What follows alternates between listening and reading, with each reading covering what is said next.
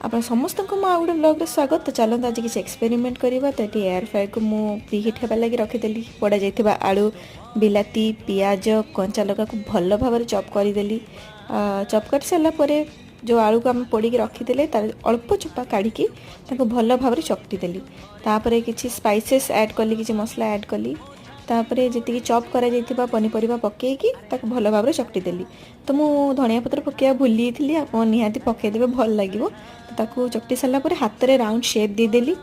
ଆଉ ଯେଉଁ ଏୟାର ଫ୍ରାଏର୍ ଆମେ ପ୍ରି ହିଟ୍ କରିଥିଲେ ତାରେ ଟିକେ ତେଲ ଦେଇକି ଭଲ ଭାବରେ ରଖିଦେଲି। ମୋ ପାଖରେ ସେ ବ୍ରସ୍ଟା ନାହିଁ, ନହେଲେ ସେଥିରେ ବହୁତ ହି ବଢ଼ିଆ ହେଇଥାନ୍ତା। ତାପରେ ମଝିରେ ମଝିରେ ମୁଁ ଖୋଲିକି ଦେଖୁଥିଲି ହେଇଛି କି ହେଇନାହିଁ। ଆଉ ସେକେଣ୍ଡ ଟାଇମ୍ ଯେତେବେଳେ ଦେଖିଲି ବହୁତ ହି ସୁନ୍ଦର ଫୁଲି ଯାଇଥିଲା। ଆଉ ଟିକେ ଟାଇମ୍ ଛାଡ଼ିଦେଲି, ଏଠି ଲାଇଟ୍ ବନ୍ଦ ହେଇଯାଇଛି, ତାମାନେ ଆମ ବଡ଼ା ବଡ଼ା ବହୁତ ସୁନ୍ଦର ହେଇଯାଇଛି। ଏବେ ତାକୁ ପ୍ଲେଟ୍ରେ ସର୍ଭ କରିଦେଲି। ପଖାଳ, ମିକ୍ସଚର, ଆଚାର, ବଡ଼ା ସାଙ୍ଗରେ ଖାଇଲି। ଦେଖନ୍ତୁ ଭିତରେ ବି ବହୁତ ସୁନ୍ଦର ହେଇଯାଇଛି, ଟେଷ୍ଟ ଏକଦମ ଲାଜବାବ।